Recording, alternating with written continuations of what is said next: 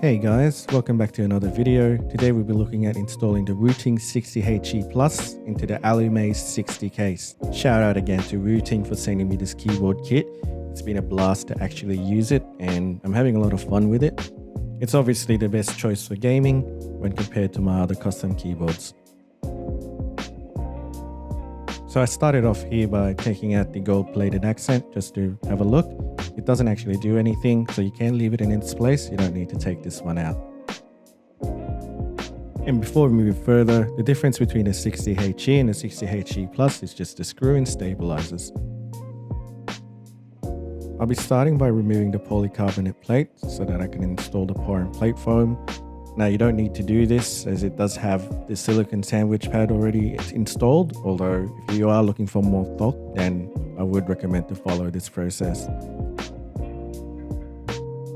And if you're new to building keyboards, I'd definitely stay away from automatic screwdrivers as they can just round out screws and cause a bunch of issues. Definitely stick with a manual screw for this.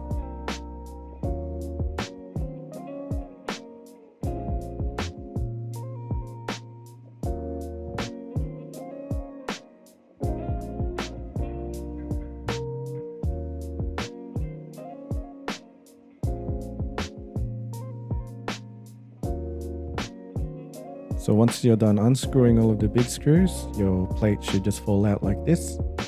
Or you might need to give it a bit of a tug to get it off completely. And you should have a completely free PCB.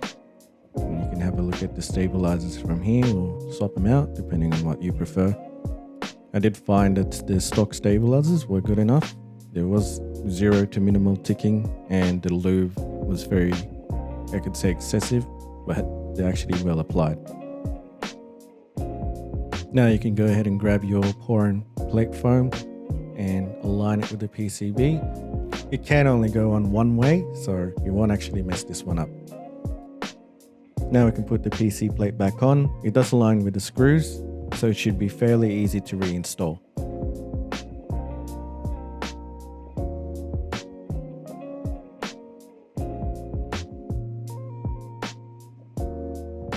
Alright, now that's done, now we can look to prepare the Alumaze60 case. Again, you can skip this step if you plan to use the silicone sandwich pad, which will provide a clackier sound profile.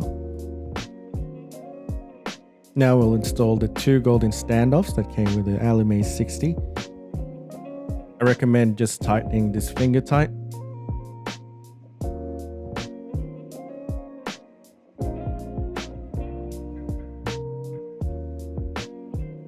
Now, if you purchase the 60HE Plus and the Alumaze60, you will get 2 case foams. You can use either one. They'll be exactly the same thing.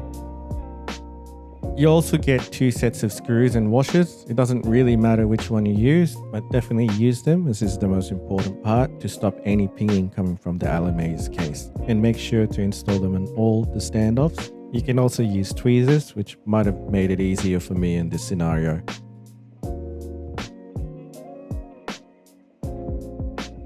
Now that's done, we can sit the PCB onto the case and just center it to the best of your ability as there is a bit of movement for the PCB inside the Alumaze.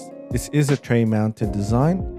Sound can be affected by how much you tighten the screw. This is also why I recommended to use a manual screwdriver so that you can ensure that the screws are only lightly tightened.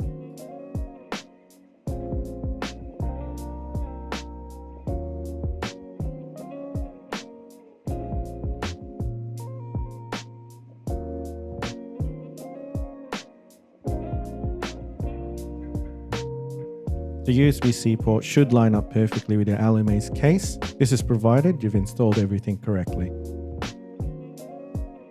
Now while installing your switches, just make sure that the switch's gap is facing up as this is a north facing board and installing it incorrectly could actually potentially damage your board.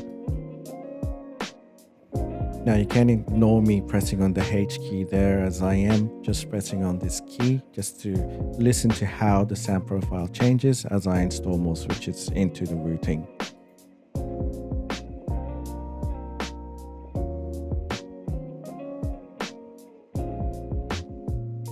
And last but not least, we're installing Wooting's Doubleshot PVT keycaps in black. These are actually the thickest shine through keycaps I've had the pleasure of using. It's actually quite bulky and very high quality.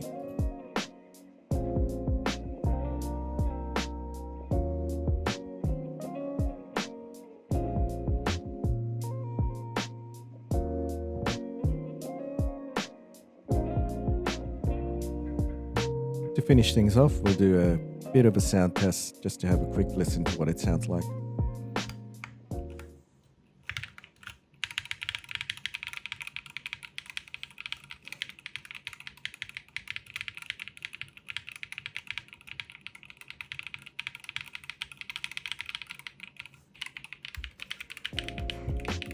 And there you have it. I hope this helped you guys out, and I'll see you in the next video.